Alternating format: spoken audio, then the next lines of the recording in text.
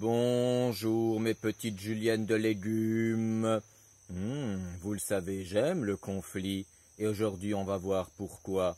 Alors, si j'aime le conflit, c'est avant tout parce que lorsqu'il y a conflit, lorsqu'il y a débat, lorsqu'il y a échange d'idées, ça me permet à moi, parfois, de temps en temps, de voir quels sont les points de litige entre vous et moi, et d'en remettre une deuxième couche pour essayer de vous convaincre de choisir l'intelligence plutôt que l'abrutissement. En gros, aller lire des livres, voir des films français, plutôt que de regarder de la merde sur YouTube, ou d'acheter des programmes de formation pour devenir viril. La virilité, c'est inné. Et donc, dans ma dernière vidéo, celle sur Julien Rochdy, il y a eu un commentaire qui est revenu pas mal de fois. Ce commentaire, c'était « Tu n'as pas compris la vidéo de Julien Rochdy, sa vidéo n'était pas sérieuse ». Et donc, mon but va être de pousser cette réflexion. Est-ce que vraiment on ne peut pas critiquer une vidéo parce qu'elle n'est pas sérieuse? Alors déjà, je pense que ce n'est pas sérieux le mot que vous cherchiez, c'est le mot plutôt académique. Parce que Julien Rochdy, lui, se prend très au sérieux. Il est là dans son costume 3 pièces. Il est là en train d'essayer de faire semblant d'être un grand bourgeois, comme ça, en train de manier la langue avec ma foi. Une dextérité et un toucher gracile. Cherchez pas, ça ne veut rien dire. Mais lui, il se prend très au sérieux. D'accord? Lui, il est clairement sérieux. Il n'est pas ironique, il ne plaisante pas. Et les conneries qu'il raconte ne sont jamais contrebalancées par un effet comique. Donc, il est clairement sérieux. Non, par contre, ce que n'est pas sa vidéo, c'est qu'elle n'est pas académique. Ce n'est pas un cours d'histoire. Il n'est pas en train de faire une conférence, comme il sait si bien les faire, des conférences. Alors juste, il y a une petite pique que j'ai relevée sur Twitter, j'ai trouvé extrêmement drôle, c'est quelqu'un qui lui disait « Mais attends, toi qui es si bon, qui es si grand, qui es si fort, toi qui en CM1 en savais autant que les doctorants sur les rois de France, comment se fait-il que tu perds ton temps? Comment oses-tu priver l'humanité d'un tel savoir, de telles connaissances en faisant des vidéos qui ne sont pas sérieuses ?» Et donc, pour que les juliennes de légumes les plus hargneuses laissent un peu leur rancœur de côté, leur ressentiment de côté, qu'ils puissent profiter pleinement de la vie et du discours que j'ai à leur offrir, on va partir sur un autre cas, on va dévier un tout petit peu. Récemment, il y a une youtubeuse, une vidéaste, une influenceuse lifestyle, tout à fait, qui s'appelle Lena Situation, qui a écrit un livre, alors, qui s'appelle Plus égale plus, toujours plus, je sais pas quoi, que bien évidemment je n'ai pas lu, donc le but ça va pas être de critiquer le bouquin, et le bouquin il se vend extrêmement bien, mais alors vraiment super bien. Il y a eu plein d'articles dans la presse comme quoi le monde de l'édition était à genoux devant Lena Situation, et j'exagère à peine. Et donc forcément, lorsqu'il y a un truc qui plaît, lorsqu'il y a un truc qui se vend, les médias vont s'y intéresser, et donc on a Bec BD, donc lui, donc c'est l'auteur de 99 francs par exemple, qui a réalisé aussi L'amour dure 3 ans, bon, qui est une daube finie, et donc Bec BD a écrit une critique acerbe du bouquin de Lena Situation dans le Figaro. Alors si vous voulez en savoir plus sur cette critique, je vous renvoie vers la vidéo de Psyodélique qui l'a lu et qui a plutôt bien résumé l'affaire, donc je renvoie vers lui. Mais c'est pas ça qui va m'intéresser. Ce qui va m'intéresser, c'est les réactions à cette critique qui ont été extrêmement négatives. Alors moi juste, petit aparté sur sa critique, je la trouve gentillette. Je suis quasiment sûr en toute humilité d'avoir déjà été plus méchant envers un bouquin ou envers un film, envers une personne. Voilà. Mais je peux comprendre que si on n'est pas habitué à ça, ça puisse choquer. Et moi, ce qui va plus m'intéresser, c'est une vidéo d'Antastésia. Vous connaissez Antastésia, c'est un peu, on va dire, la parodie de la bobo gauchiste, végan pour les migrants, etc. Et en fait, elle est prof de lettres, si j'ai bien compris, et du coup, lorsqu'elle va parler de littérature, elle va abandonner un peu toute sa moraline pour avancer des arguments qui sont vraiment pertinents. Alors, la forme est toujours un peu, on va dire, lunaire, c'est décousu, etc. Mais je trouve sa vidéo vraiment intéressante, vraiment pertinente, avec des arguments qui fonctionnent vraiment bien. Donc je vous renvoie à sa vidéo et je vais paraphraser pas mal de ses arguments tout en y ajoutant un peu de ma personnalité, un peu quand même malgré tout, hein. On n'est pas le génocide pour rien. Et donc les gens reprochaient à Bec BD d'avoir critiqué de manière hargneuse le livre de Lena Situation, en lui reprochant d'être sexiste parce que c'est une pauvre femme, en lui reprochant de faire du jeunisme parce qu'elle est jeune, en lui reprochant d'être raciste parce qu'elle est, je sais pas, racisée.e.s, un truc du genre sans doute. Et puis surtout, l'argument qui revenait, c'était que elle n'avait pas vocation à être Marcel Proust. C'est juste un livre d'influenceuse, c'est juste un livre pour donner la pêche, la joie de vivre, le message il est bon, le message il est bon. Pourquoi tu critiques le message si le message il est bon? C'est ça qui est important, c'est le message, tu vois, le message il est bon. Vous sentez le parallèle là qui va venir ou pas? Tu le sens le parallèle qui va venir? Alors il faut bien comprendre que en fait, si Lena Situation a fait un bouquin, si une maison d'édition l'a choisi elle pour publier un bouquin, et pas 150 autres influenceuses lifestyle, trop dans le positivisme, etc. C'est parce qu'elle va faire vendre du bouquin. D'accord? Son bouquin est pas censé être une œuvre d'art, c'est pas censé être un chef-d'œuvre, c'est juste censé être un produit que les gamines vont s'arracher. C'est ça que c'est censé être, un produit que les gamines vont s'arracher. Tout comme Avengers est un produit que les pré-ados, les ados et les adolescents sont censés s'arracher, d'accord? Ça n'a pas vocation à être Jean-Luc Godard ou bien Orson Welles, d'accord? Ça n'a pas cette vocation-là, on est bien d'accord. L'ENA Situation n'est pas Marcel Proust, les frères Russo ne sont pas Orson Welles. Et pour prendre une analogie avec le jeu vidéo, FIFA, c'est pas Death Stranding. On en reparlera peut-être de Death Stranding à la fin de l'année. Et donc, parce que ça n'a pas vocation à être un chef-d'œuvre, est-ce que ça en devient tout à coup incritiquable? Est-ce qu'on ne peut pas critiquer l'ENA Situation parce qu'elle n'a pas vocation à être Marcel Proust? Je passe outre les arguments du style oui, elle est jeune, elle est racisée, blablabla, donc on peut pas la critiquer, tu vois, c'est du sexisme. Bon, on passe cette je sais pas, morale d'esclave de merde sur le côté, on s'intéresse vraiment à cet argument-là. Est-ce que parce qu'une personne ne prétend pas devenir Marcel Proust, on ne peut pas la critiquer? Vous voyez l'analogie à faire. Est-ce que parce que Julien Rochdy ne prétend pas faire un travail universitaire, est-ce qu'il ne peut pas être critiqué? Je vais aller plus loin dans ma comparaison. Il y a Bruce Ben Amram, vous savez, vous le connaissez, le grand, le beau, le merveilleux, celui-là qui met une image de stock image sur sa couverture et met sa photo pour que ça se vende. La photo, l'argument marketing par excellence.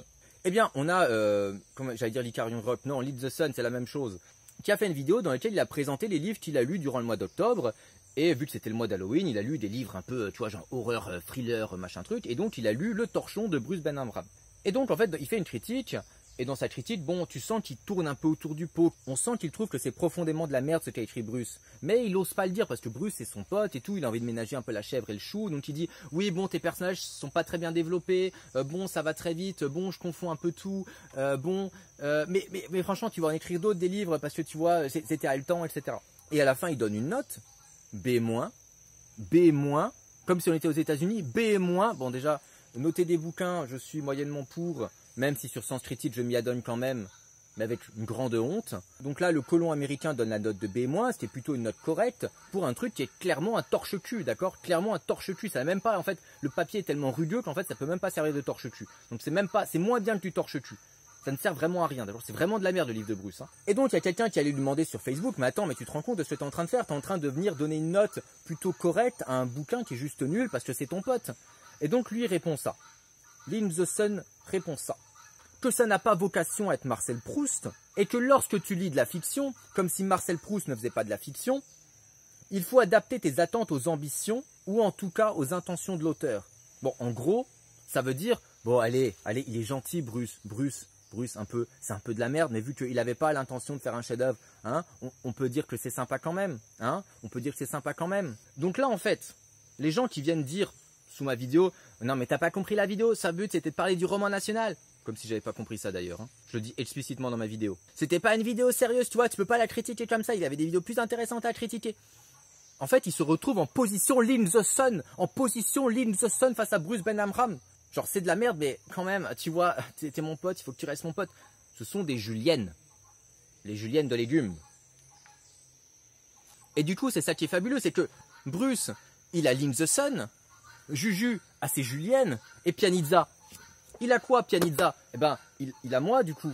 Alors, on va lui donner un point, pour qu'il ait un point aussi. Alors, il y a une dédicace. Et ça peut pas être mauvais, une dédicace, il y a marqué Aya, cuite de l'anus de Bruce, Cimère, anal génocide. Il y a une dédicace, monsieur. Le livre est dédicacé. Et ça, c'est bien, monsieur. On sent qu'il a eu de l'attention quand il me l'a envoyé. Il s'est dit, le petit anal, le petit génocide. Il faut que je lui montre que je l'aime pour qu'il critique pas mon livre. Alors, je vais pas le critiquer, ton livre. Je l'aime d'amour. Il n'avait pas vocation à être Marcel Proust. Il voulait juste écrire un bon livre. Un livre qui nous plaît. Avec des tétons sur la couverture. Des tétons, monsieur. Des tétons. Un point pour Pianizza.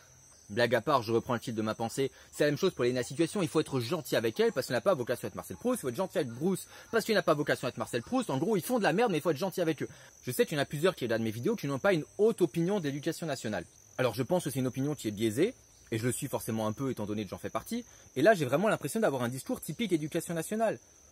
Sans dire que c'est mal, d'accord? C'est-à-dire qu'en fait, tu as des élèves, eh ben, on va te dire de les valoriser, plutôt que de les saquer, de dire, ben non, t'as pas fait ce qu'il fallait, tu vas dire, ah bah oui, mais regarde, là, ça c'était bien, histoire de les aider à progresser, de les mettre en valeur, qu'ils ne soient pas découragés, etc. C'est une position que vous pouvez critiquer si vous voulez. C'est pas le sujet de ma vidéo. Moi, ce qui m'intéresse, c'est que les gens tiennent là le même discours sur des livres qui sont censés être des œuvres d'art, ou bien sur des vidéos YouTube. C'est-à-dire qu'en fait, c'est comme si on était à l'école, il faut être gentil avec la personne parce qu'elle a été plein de bonnes intentions, elle a fait plein de bonnes choses, etc. Parce qu'en fait, ces gens-là, Bruce, l'ENA Situation, et c'est ce que dit Antastésia, lorsqu'ils écrivent des bouquins, en fait, eh ben, ils bénéficient du prestige d'avoir écrit un bouquin, surtout du prestige auprès des gens qui ne lisent pas. D'accord, il y a des gens, ils ne lisent pas, et bah pour eux, écrire un livre, bah c'est tout de suite un truc formidable, un truc exceptionnel, et les gens, ils sont là en train de se dire, bah c'est fabuleux. Et donc, ils vont bénéficier de ce prestige, de pouvoir dire, je suis un auteur. Bruce, il peut même dire, moi, vous savez, je suis réalisateur et romancier. Alors qu'en fait, il fait de la merde. D'accord, mais il bénéficie de ce prestige-là. Il bénéficie de ce prestige-là, et à côté, en contrepartie, on ne pourrait pas les critiquer, parce que, soi-disant, c'est pas sérieux, parce que, soi-disant, c'est pas Marcel Proust. Lisez Marcel Proust. En fait, en gros, les gens sont en train d'imaginer une sorte de bouclier magique, genre incritiquable, on devient incritiquable à partir du moment donné où bah, l'intention, c'était pas de faire un chef-d'œuvre. La question, c'est pourquoi est-ce que l'intention n'était pas de faire un chef-d'œuvre? Et surtout, parmi tous les gens qui sont venus me dire « Oui, non, mais t'es passé à côté de sa vidéo, parce que bon, tu vois, voilà, lui, ce qu'il voulait, c'était juste donner envie aux gens d'aimer la France. Alors ok, il a un peu menti, il a un peu raconté des choses fausses, mais tu vois, c'était pour la bonne cause, c'est pas très grave. Il a le droit de mentir et d'être trop con pour vérifier. Tu fais vraiment du pinaillage, tu es un zététicien. » Comme si zététicien était une insulte. Je suis quasiment sûr qu'il n'y en a aucun, voire quasiment aucun, qui serait venu me voir si j'avais fait une vidéo sur le livre de Bruce comme c'était prévu. Et c'est pour ça que du coup, Kanitza m'avait envoyé son bouquin, c'est pour que je puisse comparer les deux bouquins. Malheureusement, encore une vidéo qui ne se fera pas. Si j'avais fait cette vidéo, il n'y a personne qui serait venu me dire « Ouais, mais tu pinailles, tu vois, parce que bon, franchement, tu vois, il avait pas l'intention d'être Marcel Proust. » Ou si j'avais fait une vidéo sur moi, les hommes, je les déteste, là, de Pauline, je sais pas quoi, là. Si moi, j'avais fait une vidéo là-dessus, c'était prévu aussi, pareil. C'était prévu, je me suis dit, je fais une vidéo, et puis en fait, finalement, je trouvais ça trop con, et puis je me suis dit, j'ai rien à dire. C'est pas non plus un travail universitaire, on est d'accord. C'est pas non plus un livre qui a la prétention d'être Marcel Proust. Est-ce que si j'avais critiqué ce livre, est-ce que vous auriez été là, genre non, mais tu pinailles, tu vois, non, vous vous serez marré avec moi, on se serait foutu de sa gueule ensemble, et vous vous serez bien marré.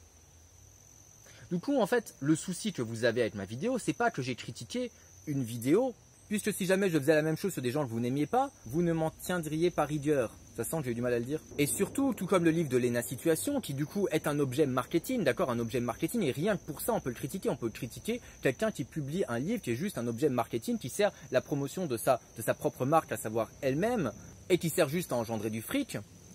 La vidéo de Julien Rochdy, elle véhicule malgré tout des idées. On est d'accord qu'elle véhicule malgré tout des idées, et qu'on est d'accord que ces idées peuvent être critiquées. Même si la vidéo n'est pas sérieuse sur la forme. Pas académique. Parce que tirer sur l'ambulance, je l'ai fait plein de fois là. Tous ces gens-là, j'ai tiré dessus. Tous ces gens-là, j'ai tiré dessus et c'était pas des lumières. À part, bien sûr, la lumière parmi les lumières, évidemment, évidemment, évidemment. Donc en fait, le critère qui fait que là, vous vous révoltez parce que moi, j'ose dire du mal et tirer sur l'ambulance Julien Rochdy, c'est qu'en fait, vous aimez Julien Rochdy, vous l'appréciez.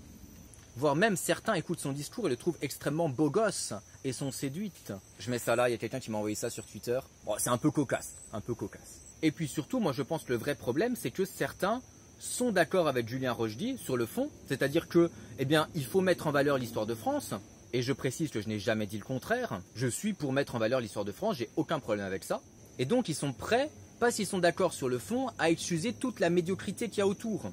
Et je pense que c'est là qu'il faut se méfier. C'est vraiment là qu'il faut se méfier. Est-ce que vous êtes prêt à accepter la médiocrité parce qu'elle va dans votre sens? Moi, personnellement, non. D'accord? Personnellement, je ne suis pas capable d'apprécier la médiocrité, même si, dans le fond, je suis d'accord, l'histoire de France, c'est intéressant. L'histoire de France, il faut l'enseigner. Il faut aimer la France. Je suis d'accord avec ces assertions-là.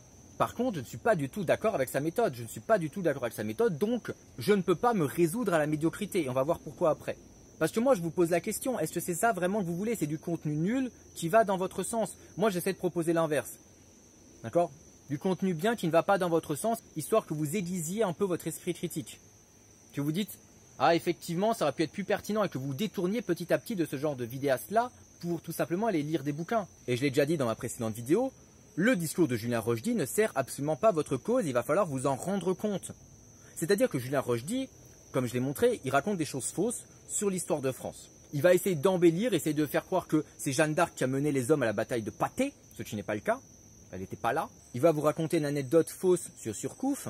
Et donc ma question c'est, est-ce que l'histoire de France est vraiment si médiocre, est vraiment si mauvaise? Est-ce qu'il la déprécie tellement qu'il est obligé d'inventer des événements, d'embellir des événements pour la rendre, comme il disait, grandiose et stylée?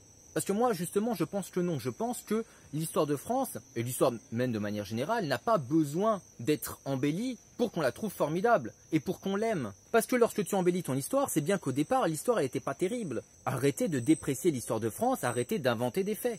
Et surtout, je vais reciter Napoléon. J'adore cette phrase de Napoléon qui est souvent citée par Hannah Arendt, et dont j'en ai déjà parlé plein de fois, notamment dans cette vidéo-là. De Clovis au comité de salut public, j'assume tout. C'est Napoléon, il a dit ça. C'est-à-dire quand il arrive au pouvoir, il dit tout ce qui s'est passé entre Clovis et Robespierre, j'assume tout. Donc il n'est pas question d'être honteux de l'histoire de France. D'accord? Ça n'a jamais été question d'être honteux de l'histoire de France. Il y a des gens qui me sont venus et qui me disent « Ouais, t'es un gauchiste, hein, tu veux la repentance sur l'histoire de France ?» Ça n'a jamais été la question. C'est-à-dire qu'on aime toute l'histoire de France, absolument toute l'histoire de France, telle qu'elle est. Et on en assume les conséquences. C'est-à-dire qu'on assume même ce qui pourrait ne pas être glorieux.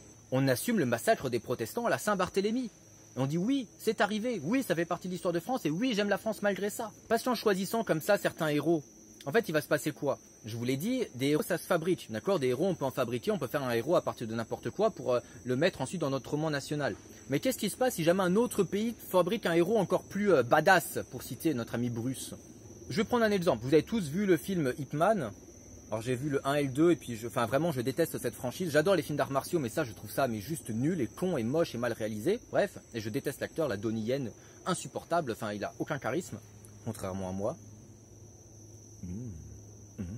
Et donc les Chinois là ils ont ressorti le héros Ip Man, ils en ont fait une figure de la résistance contre la colonisation japonaise. Le film est on va quand même dire un peu raciste et il déteste complètement les Japonais. Et c'est tellement grossier que personnellement je trouve ça juste débile. Alors que moi je préfère 1000 fois la Chine communiste, monsieur. Communiste aux Japonais. Véritable soutien de la Corée du Nord, la seule et unique Corée.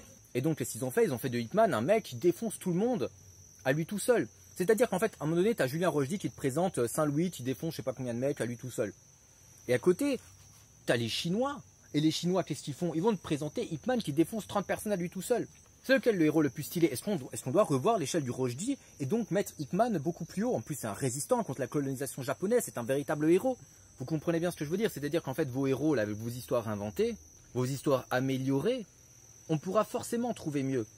Et si donc tu bases ton roman national seulement sur ça, ça va juste être une course à la surenchère, en tout cas qui va raconter le plus de conneries, mais ton jeune un peu beauf, là, comme ça, à qui t'as vendu du sang avec ton histoire de Clovis, ton histoire de Saint-Louis, bah, il sera également attiré par le roman national chinois du coup. Puisque ce qui l'intéresse, c'est des héros badass qui défoncent tout le monde. Et surtout, il se pose la question, qu'est-ce que va penser la personne à qui tu dis il faut aimer l'histoire de France? Parce que tu vois, Clovis c'était un vrai bonhomme, tu vois. Jeanne d'Arc c'était un vrai bonhomme. C'était une femme virile. Elle avait des couilles. Si jamais il tombe sur une partie de l'histoire qui lui plaît moins, qu'est-ce qui va se passer si tu lui parles d'une défaite? Qu'est-ce qui va se passer si tu tombes sur une partie de l'histoire où il y a moins de grands héros? Parce qu'on les a pas encore créés. Admettons, t'es un protestant, et tu tombes sur le massacre de la Saint-Barthélemy, est-ce que tu vas encore trouver ça trop stylé? Et c'est pour ça que je me porte un peu en faux avec cette vision comme ça de prendre des héros, de les idéaliser, etc. Parce qu'en fait, ça ne fait pas aimer toute l'histoire de France, ça fait aimer une histoire de France qui est fausse. Alors qu'au contraire, si comme moi, nous nous revendiquons de Napoléon, rien que ça, monsieur, rien que ça. Le digne héritier, le digne héritier. On aime tout, y compris ce que certains pourraient considérer comme étant des parts d'ombre. Le massacre de la Saint-Barthélemy, oui, et alors? La collaboration, oui, et alors? Il n'est nulle part question de repentance, mais question d'assumer. Question de ne pas donner une image fausse. Parce que l'image fausse, on pourra forcément trouver mieux ailleurs. Et l'autre partie de l'argument qui était donc, c'est pas une vidéo sérieuse, il fait juste ça pour intéresser les gens à l'histoire de France. Je suis désolé, mais ça ne marche pas non plus. Je ne pense pas qu'il intéresse quiconque à l'histoire de France avec sa vidéo. Je vais vous proposer une démonstration, elle vous convaincra, elle vous convaincra pas. Dans sa vidéo, comme j'ai dit, il a fait plusieurs erreurs, donc sur la bataille de Patay avec Jeanne d'Arc, il a dit à un moment donné 4ème République au lieu de 3ème République. Il a affirmé par exemple aussi que les Français, durant la bataille de France pendant la Seconde Guerre mondiale, avaient fait autant de morts du côté allemand que durant la Première Guerre mondiale. La Première Guerre mondiale, côté allemand, c'est 2 millions de morts. Voilà, il y a plusieurs fronts, il y a plusieurs pays, mais bon, 2 millions de morts, c'est pas mal. Hein, voilà, c'est pas mal, on peut être fier. La bataille de France, côté allemand, c'est 60 000 morts. On est d'accord que nous ne sommes pas du tout sur le même ordre de grandeur. Et donc j'ai regardé les commentaires, j'ai fait de la recherche en plein texte. Si ça vous intéresse, faites CTRL F et après vous pouvez taper votre mot. Et vous pouvez donc vérifier si les gens en ont parlé dans les commentaires. Donc j'ai déroulé tous les commentaires, c'était long. Et donc je suis tombé sur 6 personnes qui l'avaient corrigé pour l'histoire de 3ème et 4ème République. J'ai trouvé personne qui l'a corrigé pour l'histoire de la bataille de Patay. J'ai trouvé personne qui l'a corrigé pour cette histoire de bataille de France. Et clairement, on va pas se mentir, entre vous et moi, vous savez bien que si jamais vous repérez un vidéaste qui dit une erreur, bah, en général, vous allez le corriger, vous allez lui dire « Ah non, mais tu t'es trompé », même si ça n'a rien à voir avec le sujet. Par exemple, l'histoire là, de la 3ème et la 4ème République, ça changeait rien à son discours, d'accord? C'est juste une erreur, voilà, c'est un lapsus, ça arrive. On fait tous des lapsus, on fait tous des erreurs, il n'y a pas mort d'homme. Mais en général, lorsque les gens repèrent ce genre d'erreur, ils viennent corriger. Là, je suis tombé sur 6 personnes qui ont corrigé, 6, sur plus de 2000 commentaires. Qu'est-ce que ça veut dire? Ça veut dire que les gens ne sont même pas allés voir la véritable histoire de la bataille de Patay, la véritable histoire de la bataille de France, parce que Julien Rochdy les y avait intéressés. C'est-à-dire qu'il a raconté son anecdote, En plus, en termes de pédagogie, je vous explique que c'est juste nul de faire juste une succession d'anecdotes parce que finalement on ne les retient pas. Les gens ne sont pas allés regarder. Les gens n'ont pas eu la curiosité de regarder. Et en fait, il est là le problème. Julien Rochdy n'a pas incité à la curiosité. Et je ne doute pas que c'était son intention au départ. Mais à l'arrivée, il n'y a rien eu. Donc ça rend cette partie de l'argument également invalide. On a vu qu'on pouvait critiquer un livre qui n'était pas sérieux, et que la seule raison pour laquelle vous ne voulez pas qu'on le critique, c'est tout simplement parce que vous êtes d'accord avec lui. Et on a également vu que la curiosité, ça a marché très moyennement. Il y a eu très peu de retours. Cette vidéo est juste un énorme biais de confirmation pour ceux qui sont déjà d'accord avec Julien Rochdy. L'histoire de France est formidable, mais ça ne les a pas poussés à s'y intéresser outre mesure. Ils ont regardé la vidéo comme on consomme n'importe quelle vidéo sur YouTube et ils ont passé à la vidéo suivante. Ils ne sont pas se dit, ah bah tiens, effectivement, la bataille de Patay, ça a l'air intéressant. Je veux voir Jeanne d'Arc, moi qui défonce avec 200 hommes, je sais pas combien d'anglais. Et ben ils sont pas allés voir. Pareil pour la bataille de France, ils sont pas allés voir. Julien Rochdy n'a pas suscité leur curiosité. Donc on a vu qu'on avait une vidéo mauvaise, qui disait des choses fausses, des choses contre-productives et qui n'arrivait même pas à son objectif initial. Donc là, on est clairement dans la paresse intellectuelle et la médiocrité. Est-ce que c'est vraiment ça que vous voulez défendre, la paresse intellectuelle et la médiocrité? Je vous pose la question. Est-ce que vous aimez, est-ce que vous êtes à ce point-là une Julienne de ce beau gosse 10 sur 10, alors que moi, je ne suis qu'un 8 sur 10 solide? Une petite calvitie? Non. Pas de calvitie, hein. Pas encore. Monsieur Attali, il y a des cheveux qui sont là depuis 1000 ans et qui aimeraient toujours être là dans 1000 ans. Ils ne vivent pas dans des aéroports, monsieur, ces cheveux. Ce ne sont pas des nomades prédateurs. Donc je vais conclure là-dessus. Est-ce que vous voulez vraiment que l'histoire de France, ça soit juste un concours de bites? Est-ce qu'on compare juste Saint-Louis avec Hitman pour voir qui arrive à tuer le plus de mecs à main nue? Tout seul, seul contre tous. Très bon film. Bon, Rochdy, c'est un peu un Nietzschéen, il se prétend Nietzschéen, mais Nietzsche, il est quand même assez dubitatif face à cette stratégie. Ça ne garantit pas un avenir. Mettre en avant des légendes, etc., ça peut plaire, mais ça ne garantit pas un avenir. Donc vraiment, quelle est l'utilité de la vidéo de Julien Rochdy? Mais surtout, moi, mon vrai problème est là, parce que moi, j'aime la France, j'aime son histoire, je vous l'ai déjà dit. Alors, personnellement, je mettrais plus les productions culturelles françaises en avant, sans dire que ce sont forcément les meilleures. Mais moi, ce qui m'a fait aimer la France, c'est Jean Racine. Je me suis dit, ah ouais, quand même, merde. De par Jean Racine, je suis lié éternellement à la communauté française et à la France. Merde, quand même. Quand même. Et donc ma question c'est, est-ce que vous vous rendez pas compte qu'en fait le fait de mettre en avant et de, comment dire, d'excuser ce genre de vidéo totalement médiocre qu'a pu faire Julien Rochdy, médiocre et contre-productif comme on l'a vu, vous ne vous rendez pas compte que c'est un repoussoir à toute personne un peu intelligente? Est-ce qu'une personne intelligente, cultivée, qui connaît l'histoire de France, est-ce qu'elle a envie de rejoindre Julien Rochdy? Ben non, elle va voir que c'est un débile qui raconte n'importe quoi. Alors oui, vous allez peut-être séduire des gens peu cultivés, des gens qui vont peut-être se détourner de vous parce qu'ils vont trouver un héros plus stylé ailleurs. Mais personnellement, j'ai surtout l'impression que le camp, on va dire nationaliste, le camp souverainiste, manque peut-être de tête pensante, de gens qui réfléchissent. Il est où Maurras? Il est où le Maurras actuel? Est-ce qu'il y a un Maurras actuel ici, là? Maurras? Charles? Il n'est pas là, hein? Et c'est pas en cultivant la bêtise que vous allez le faire venir dans votre camp, et c'est pas en cultivant la bêtise que vous allez en créer un. Lisez Charles Maurras, lisez Bernanos, lisez Pédy quand il devient après nationaliste et catholique, lisez Chateaubriand. Lisez Maurice Barrès, des gens de droite, intelligents, intéressants, il y en a, ça existe. Après, bien évidemment, je ne vous dis pas de ne pas lire la partie plus socialiste de Pédy. Personnellement, je préfère lire quelqu'un avec qui je suis en désaccord, mais qui a des arguments, qui va mettre à mal ma manière de penser, plutôt que de juste m'abrutir avec un discours con qui va dans mon sens. Et vous, vous avez le même choix à faire. Est-ce que vous voulez vous abrutir avec un discours con qui va dans votre sens, ou bien est-ce que vous voulez aiguiser un poil votre esprit critique? Un poil, un tantinet, un chouïa. Un schlouk. Est-ce que vous voulez vraiment laisser l'histoire de France à des gens comme Julien Rochdy qui vont la résumer à un Clovis il prend la franciste et boum? C'est vraiment ça que vous voulez? Est-ce que votre temps, est-ce que votre intelligence, est-ce que votre personne ne valent tout simplement pas mieux qu'un discours abrutissant, plutôt qu'un discours qui va vous permettre de réfléchir? Allez, chin.